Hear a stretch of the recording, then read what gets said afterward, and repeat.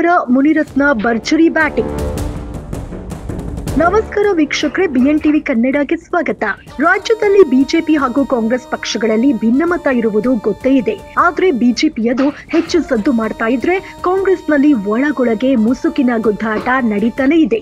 ಬಿಜೆಪಿಯಲ್ಲಿ ರಾಜ್ಯಾಧ್ಯಕ್ಷ ಸ್ಥಾನಕ್ಕಾಗಿ ಕಿತ್ತಾಟ ನಡೀತಾ ಇದ್ರೆ ಕಾಂಗ್ರೆಸ್ನಲ್ಲಿ ಮುಂದಿನ ಸಿಎಂ ಯಾರಾಗಬೇಕು ಎನ್ನುವ ವಿಚಾರಕ್ಕೆ ಬಣ ಬಡಿದಾಟ ಜೋರಾಗಿದೆ.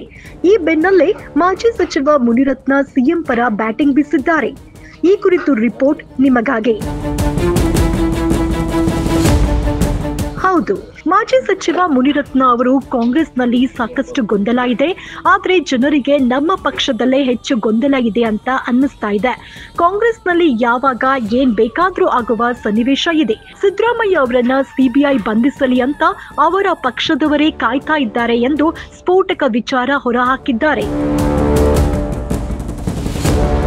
ಕಾಂಗ್ರೆಸ್ನಲ್ಲಿ ಸಿದ್ದರಾಮಯ್ಯ ಇಲ್ಲ ಅಂದ್ರೆ 6 ತಿಂಗಳಿಗೆ ಚುನಾವಣೆ ಬರುತ್ತದೆ. ನಾವು ಆ ಸಂದರ್ಭಕ್ಕೆ ಸಿದ್ಧವಾಗಬೇಕು. ಪರಸ್ಪರ ಗೊಂದಲ ಬಿಡಬೇಕು.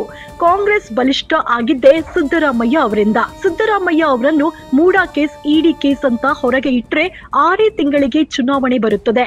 ಇಂತಹ ಸಂದರ್ಭದಲ್ಲಿ ಬಿಜೆಪಿಯವರಾದ ನಾವು ಒಗ್ಗಟ್ಟು ಕಾಯ್ದುಕೊಳ್ಳುವ ಅಗತ್ಯ ಇದೆ ಎಂದರು.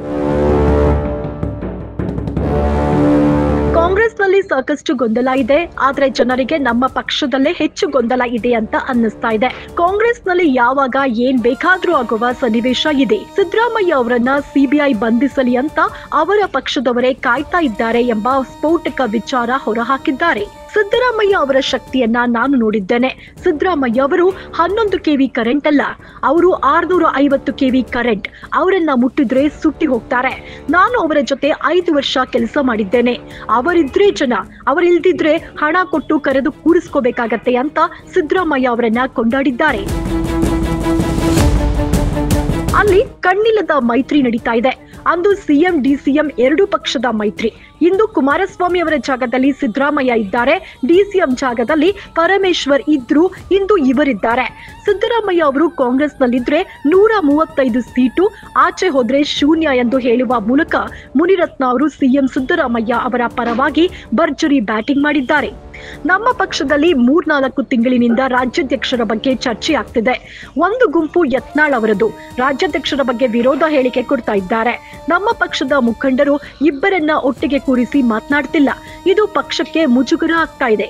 ಒಟ್ಟಾರೆಯಾಗಿ ಸಮಸ್ಯೆ ಬಗೆಹರಿಸುವ ಮನೋಭಾವನೆ ಯಾರಿಗೂ ಇಲ್ಲ. ಹಾಗೆ ಮುಂದುವರಿಯಬೇಕು ಅನ್ನೋದು ಇಷ್ಟಪಡ್ತಾ ಇದ್ದಾರೆ ಎಂದು ಅಸಮಾಧಾನ ಹೊರಹಾಕಿದ್ರು. ಮುಂದಿನ ದಿನಗಳಲ್ಲಿ ಬಿಜೆಪಿಗೆ ಭಾರಿ ಕಷ್ಟ ಎದುರಾಗಲಿದೆ. ಆಡಳಿತ ಪಕ್ಷದ ತಪ್ಪನ್ನ ತೋರಿಸಬೇಕು. ಅದನ್ನ ಮಾಡದೆ ಗಲಾಟೆ ಮುಂದುವರಿಸಿ ಅನ್ನೋ ತರ ಹೇಳಿಕೊಡ್ತಾರೆ. ಕೇಂದ್ರ ವರಿಷ್ಠರು ಸೂಕ್ತ ಸಮಯದಲ್ಲಿ ಸೂಕ್ತ ನಿರ್ಧಾರ ಮಾಡ್ತಾರೆ. ಅಲ್ಲಿಯವರೆಗೂ ನಾವೆಲ್ಲ ಒಗ್ಗಟ್ಟಾಗಿ ಇರಬೇಕು. ಆಡಳಿತ ಪಕ್ಷಕ್ಕಿಂತ ವಿರೋಧ ಪಕ್ಷದವರ ಸುದ್ದಿನೇ ಮಾಧ್ಯಮಗಳಲ್ಲಿ ಜಾಸ್ತಿ ಆಗ್ತಿದೆ ಎಂದರು. ಜನರಲ್ಲಿ ಗೊಂದಲ ಹೆಚ್ಚಾಗ್ತಾ ಇದೆ. ಬಿಜೆಪಿಯಲ್ಲಿ ಗೊಂದಲ ಜಾಸ್ತಿ ಇದೆ ಎಂದು ಗೊತ್ತಾಗ್ತಾ ಇದೆ. ಇನ್ಮೇಲಾದ್ರೂ ಬೆಂಗಳೂರು ನಗರದ ಹಿರಿಯ ಶಾಸಕರು, ವಿರೋಧ ಪಕ್ಷದ ನಾಯಕರು ಎಲ್ಲರನ್ನ ಕೂರಿಸಿ ಮಾತನಾಡಿದ್ರೆ ಅವರ ಸ್ಥಾನಕ್ಕೆ ಗೌರವ ತರುತ್ತೆ.